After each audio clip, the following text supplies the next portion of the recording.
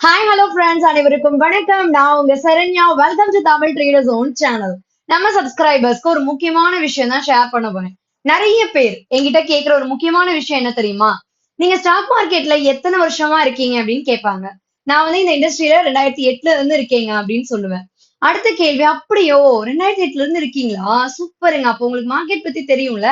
ஒரு 1 lakh invest பண்ணா மாசம் ஒரு 10-15 ஆயிரம் ரூபாய் வர மாதிரி ஏதாவது ஒரு 5 ஸ்டாக் சொல்லுங்களேன் அப்படின்வாங்க. நல்லா கேட்டுக்கோங்க. 1 லட்ச ரூபாய் இன்வெஸ்ட் பண்ணுறேன், 15,000 ரூபாய் லாபம் வரும், ஒரு 5 ஸ்டாக் சொல்லுங்களேன் அப்படின்னு கேட்பாங்க.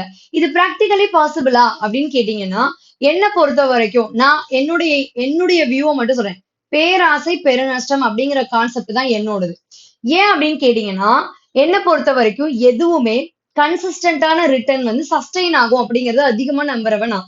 அப்ப நான் மார்க்கெட்ல வந்து ஒரு 1 lakh இன்வெஸ்ட் பண்றேன் அப்படின்னா, ஒரு பிசினஸ்ல நான் 1 lakh இன்வெஸ்ட் பண்ணும்போது அதுக்கு நான் போடுற உழைப்புகள் என்ன?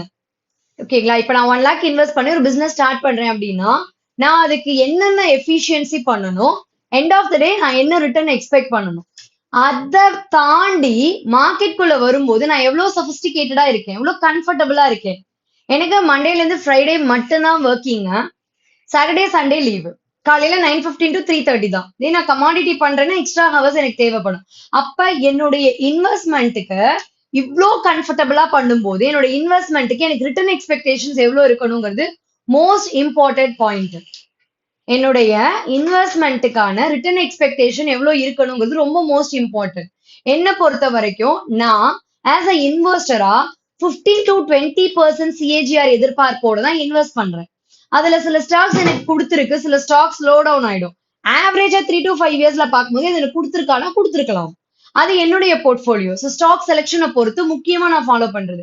அதே மாதிரிதான் trading intraday trading, swing trading, short term, இது எல்லாத்துக்குமே நான் வந்து டைவர்சிஃபைட் ரிட்டர்ன் எதிர்பார்ப்பேன். ஸோ மார்க்கெட்ல ரொம்ப பிளைண்டா 1 லட்ச ரூபாய் கொடுக்குறேன், எனக்கு மாசம் 15,000 ரூபாய் கொடுங்க அப்படின்னா யாருமே ட்ரை பண்றேன்னு சொல்லி வாங்குவாங்க. ஏன்னா அவங்களுக்கு தெரிஞ்சு அந்த காசை யூஸ் பண்ணி நல்லா பண்ணலாம் அப்படின்னு தோணலாம். ஆனா மார்க்கெட்ல கரெக்டான ஸ்டேபிள் இல்லாம போகும்போது கேபிட்டல் ரிஸ்க் அதிகமா எடுக்க முடியும். அப்ப நான் சிம்பிளா இன்னொருத்தரை பிளேம் பண்ணிட்டு போறதுனால அவருக்கு எந்த லாஸுமே கிடையாது. இன்வெஸ்ட் பண்ண நமக்கு தான் லாஸ். சோ மார்க்கெட்ல இன்வெஸ்ட் பண்ணும்போது பிராக்டிக்கல் ரிட்டர்ன் எதிர்பார்ப்போட ஹேண்டில் பண்ணுங்க. பிராக்டிக்கல் ரிட்டர்ன் எதிர்பார்ப்புனா என்ன, எவ்வளவு எக்ஸ்பெக்ட் பண்ணலாம்? என்னுடைய அனுபவத்துல நான் உங்களுக்கு அதை பத்தி அடுத்தடுத்த சாப்டர்ஸ்ல சொல்றேன். இந்த வீடியோ உங்களுக்கு யூஸ்ஃபுல்லா இருந்தா லைக் பண்ணுங்க, ஃப்ரெண்ட்ஸுங்களோட ஷேர் பண்ணுங்க. அதோட முக்கியமான ஒரு விஷயம், நம்ம சேனலோட எல்லா வீடியோஸையும் தெரிஞ்சுக்க